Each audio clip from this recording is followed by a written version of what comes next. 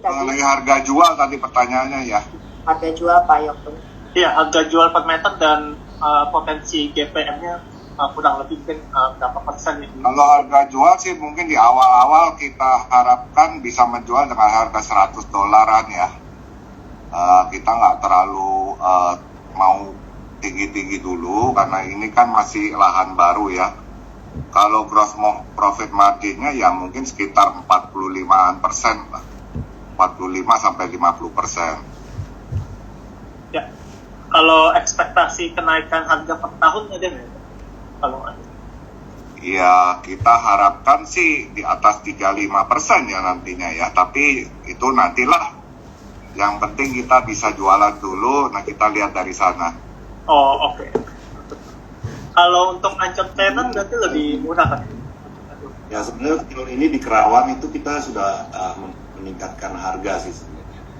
Dan sudah mencapai kira-kira rata-rata naik sekitar 20% untuk tahun ini ya. Kalau di Kerawang sendiri ya. Dan kita lihat kalau ya ke depannya kita lihat sih bisa ada pertumbuhan harga juga ya, mudah-mudahan untuk Kerawang maupun di Subang. Itu satu hal. Kalau ditanya apa impact-nya, mestinya karena kita lihat emang dolar ini saat ini kan lagi tinggi-tingginya, even dibanding dengan apakah tadi disebut yen, apakah euro, apakah sekarang kita lihat sendiri rupiah sendiri sudah mulai tertekan juga ya melihat keadaan situasi seperti sekarang ini. Tapi kedepannya kita lihat kalau kita lihat research perbandingan yang ada, Indonesia ini dari Indonesia ini sebenarnya even di Southeast Asia ya dibandingkan Vietnam, Thailand, ya, itu Indonesia masih cost-nya lebih rendah dalam kata cost dari human resource-nya masih lebih rendah. Jadi yang masalah yang utama yang ada di Indonesia adalah di transportation cost yang masih tinggi dibandingkan dengan negara-negara lain. Jadi kalau kita lihat prospeknya, kalau infrastruktur ini bisa dibangun dengan baik dan terus-menerus, saya rasa ini akan membuat Indonesia akan lebih kompetitif lagi di masa-masa yang akan datang. Disinilah kita lihat ada prospek yang baik buat apakah itu kawasan ataukah industrialisasi daripada negara kita. Selain tadi natural resources dan masih murahnya labor cost, kita lihat kalau emang benar transportation cost ini bisa ditekan lebih jauh, artinya kita akan lebih kompetitif. Itu Pak, terima kasih. Oke, thank you Pak. Lalu ada pertanyaan dari Pak Wewe. Berapa NAV dari Subang Smartpolitan berdasarkan appraisal terakhir? Ya mungkin bisa juga ditambahkan berapa NAV dari SSI ya, kalau berdasarkan appraisal terakhir juga berdasarkan company. Ini saya mungkin bantu jawab ya, karena terakhir itu kita melakukan appraisal tahun 2021 dengan hanya kita baru masukkan Subang itu untuk fase pertama. Sedangkan Subang sendiri memiliki license untuk sebesar 2.717 hektar, sedangkan fase pertama yang sudah di-launching tahun 2020 sebesar 400 hektar. Jadi dengan memasukkan fase pertama ini, NAV SSIA itu berada di level sekitar 2.700 rupiah per saham. Jadi NAV ini pun akan meningkat bila kita akan dengan adanya peningkatan development di Subang Smartpolitan, yaitu fase berikutnya, fase 2 dan fase 3. Sebetulnya kalau untuk Subang sendiri, setahu saya kita belum pernah appraise ya, Erlin ya. Ini berdasarkan pricing Pak. Ya, tapi untuk gambaran aja, dari pertama kita beli dulu, harganya di bawah 50.000, hari ini udah di atas 300.000. Jadi range lah. Ya, oke. Thank you Bu Erwin dan Pak Joko. Jadi dengan evaluasi sekarang berarti diskon untuk RNAV menurut appraisal itu sekitar 86%. Dan oke, kita lanjut ke pertanyaan dari Pak Peter James. Ini ada beberapa pertanyaan. Oke, saya bacakan dulu. Pertama ditanyakan mengenai corporate action, tadi udah dijawab. Mungkin pertanyaan kedua, apakah Saratoga berminat nambah porsi saham di NRCA? Dan pertanyaan ketiga juga udah dijawab. Mungkin pertanyaan keempat, bagaimana rencana merger Travelio dengan salah satu apps dunia sebagai pemain regional player? Dan pertanyaan kelima juga udah dijawab tadi. Dan pertanyaan 6, bagaimana solusi pendanaan untuk renovasi bidang hospitality terutama hotel di Bali? Ya, itu aja. Oke, jadi saya jawab yang paling gampang. Apakah Saratoga berminat untuk saham NRCA? Saya rasa sih belum ya. Belum. Saat ini itu satu hal. Tapi pertanyaan berikutnya yang menarik tadi Travelio. Travelio emang kita lihat sebagai salah satu boleh dibilang jewelnya di dalam SSIA di investment. Emang kita sebagai waktu itu kita sebagai seed capital provider dari Travelio dan emang bisnisnya sudah berjalan dan mereka ini menjadi dominan player sebenarnya di Indonesian market sekarang ini. Banyak sekali saingan yang mau masuk di situ meskipun mereka juga giant waktu selama ini, tapi mereka nggak berhasil, termasuk even Airbnb itu nggak berhasil termasuk pasar Indonesia. Tadi Erling sudah presentasikan, mereka sudah memanage 9.300-an apartments dan hampir 1.000 lebih rumah ya. Nah ini kita lihat ada potensi untuk ditingkatkan lagi sebenarnya. Itu satu hal dan memang mereka sekarang ini lagi sedang raise money lagi Series C dan minat daripada investor cukup tinggi karena mereka ini matriksnya cukup bagus gitu ya kalau dilihat. Jadi dibandingkan dengan hotel management company atau dibandingkan dengan ride sharing ataupun e-commerce. Kenapa saya lihat? Kalau kita lihat ride sharing atau e-commerce itu dari GMV ke contohnya ya, GMV sampai ke net revenue-nya mereka itu antara 1-4%.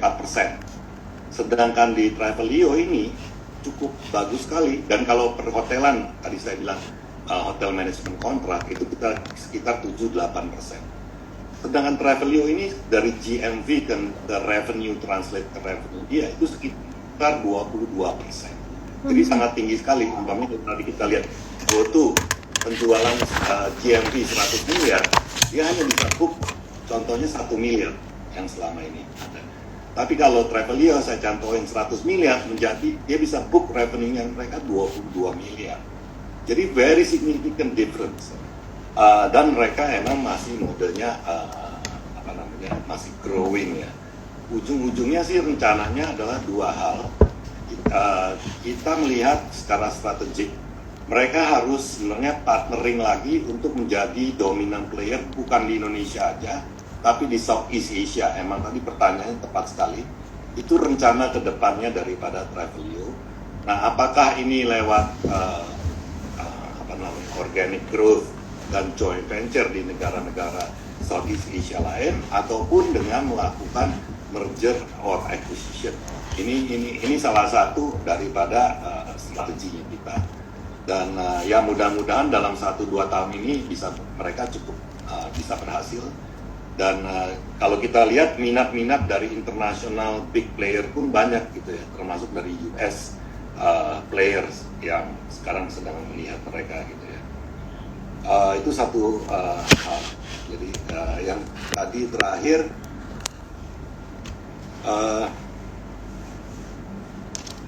gimana fundingnya ya? Fundingnya Pak Joko mungkin mau jawab funding daripada hospitality renovasi.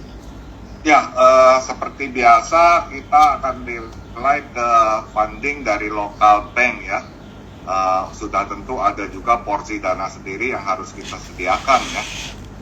sampai hari ini kita sangat beruntung bisa dipercaya oleh local bank ya, dimana walaupun keadaan kurang baik ya, kita masih bisa mendapat financing jangka panjang ya, up to 10 years untuk perhotelan, yang mana sebetulnya banyak bank tuh kurang mau saat ini, tapi kita masih bisa ya, itu sangat baik lah.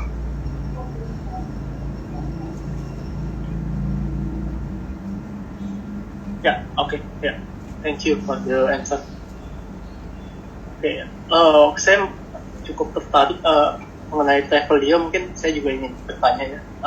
Untuk sekarang Travelio udah profit atau belum ya, Pak? Dan kalaupun belum, mungkin road to profitability-nya itu kapan? Dan investment cost SSI di Travelio itu berapa? Dan menurut funding round yang terakhir itu udah dievaluasi berapa ya? Waduh, gila. Oke. Sebenarnya Travelio masih belum profitable karena emang jadi mereka ini bukan hanya e-commerce platform, tapi di belakangnya sendiri ada semacam kayak management company. Nah inilah uniknya dia gitu. Jadi dia bergerak seperti hoteliers, tapi dia memiliki digital platform. Jadi di belakang itu artinya apa? Sebagai pemilik daripada unit apartemen atau rumah, itu akan diservis oleh Travelio mengenai soal apakah housekeeping-nya, apakah maintenance-nya, apakah amenities-nya di dalam kamar. Nah ini yang unik. Nah itu sebenarnya memakan cost yang cukup tinggi juga. Itu satu. Tapi mereka ini another thing yang cost cukup tinggi adalah di bidang acquisition daripada propertinya sendiri, karena perlu banyak orang di situ ya. Jadi ada property acquisition, ada yang B2C, ada yang B2B. Jadi mereka juga akuisisi properti secara individual maupun dengan grup-grup lain seperti Ciputra Group ataupun Agung Podomoro dan lain-lain. Itu lebih kepada B2B-nya. Jadi dua, ketiga adalah mereka marketing cost mereka juga masih tinggi. Jadi tiga hal ini kita lihat kalau ini kita sedang mempelajari potential merger, contohnya tadi. Kalau ini bisa dikombin dengan salah satu hotel, big hotel group juga, ini menjadi lebih efisien operationnya. Dan kita lihat sangat buat apakah buat owner dari hotel, owner dari apartemen, maupun untuk Travelio dan lain-lain, itu kok adalah sharing daripada cost sharingnya akan jadi cukup signifikan gitu. Dan disinilah kenapa kita lihat tadi apakah organik atau non-organik, kita masih terbuka gitu kan untuk lihat ke situ. Sedangkan tadi kapan dia break even, sebenarnya dari proyeksi mereka di 2023 akhir 2023 mereka sebenarnya sudah break even gitu. Maka series C ini cukup banyak minatnya karena mereka sekarang investor kan sangat hati-hati dan scrutinize sekali ya terhadap matrix di financialnya mereka. Nah mereka suka sekali lihat Travelio karena kalau itu semua tadi bisa di efisiensikan, itu kelihatan sekali mereka akan jadi sangat profitable ya. Itu yang kita bisa katakan. Jadi tadi 2023 meskipun tadi mereka target growth-nya masih tetap signifikan, tapi diharapkan sudah break even. Oke. Sedangkan berapa waktu seed money sendiri kita memasukkan sekitar 8 miliar. Terus kita ikut another series ya, kalau nggak salah itu 20 miliar ya Tom ya. Total kita 28 miliar. Sekarang kita memiliki sekitar kalau nggak salah 20 atau 25% di situ. Dan valuasi yang terakhir adalah saya boleh bilang apa ya, di atas 100 juta US lah, 1,5 triliun Pak. Oh, oke. Di atas itu ya. Ya. Oke, thank you. Jadi ya harusnya udah profit ya Pak, secara based on valuation.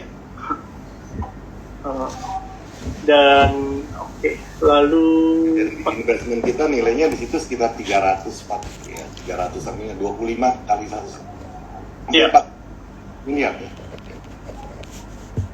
Ya, dengan stack berapa? 20 atau 25%? Ya, 25% lah ya, 25%. Oh, ya. Jadi ya sekitar segitu 400-an miliar. Ya. Yang kita taruh 28 miliar. Oke, itu profit berapa tuh? Berapa kali lipat tuh? Banyak, lebih dari 10 kali lipat. Ya. Lalu ada pertanyaan dari Haris. Bisa di-share plus minusnya Subang dengan Akra di Gresik ya? Ya, beda market juga sih ya. Ya, mungkin silakan dari company. Mungkin nanti saya juga akan bantu menjawab. Ya. Jadi kalau kita lihat sih emang ada saingan kita, emang kan terdekat sebenarnya bukan yang di Surabaya ya, AKR punya, tapi yang kita khawatirkan selalu yang juga investor khawatirkan adalah lebih kepada yang pemerintah punya di Batang. Ya.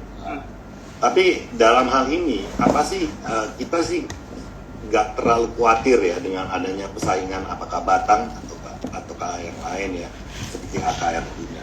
Karena yang sebenarnya yang kita bikin ini tadi yang seperti Erlin sebutkan adalah kita benar-benar mau membuat suatu kota ya, kota untuk bisnis dan industri yang sangat ke depan ya, tadi kan sebagai pioneering juga dalam hal smart and sustainability ini, karena ke depan ini sustainability sangat penting. Oleh sebab itu smartness jadi yang berhubungan dengan sustainability juga itu kan penting sekali untuk masa depan ya. Maka dari itu tadi yang disebutkan ada 4 pilar. Jadi kita membangun kota untuk bisnis industri, tapi juga untuk komunitas dan juga untuk education dan innovation center. Jadi kita pengen menjadi apa sih bottom line-nya yang di vision yang kita visionkan untuk kota Subang ini. Nah kita benar-benar secara serius ingin membangun yang disebut Silicon Valley of Indonesia-nya ini gitu. Kenapa saya bilang Silicon Valley? Tadi karena Silicon Valley itu memiliki pertama sekolah-sekolah atau education center yang canggih dan top di dunia. Apakah itu Berkeley, apakah Stanford dan lain-lain.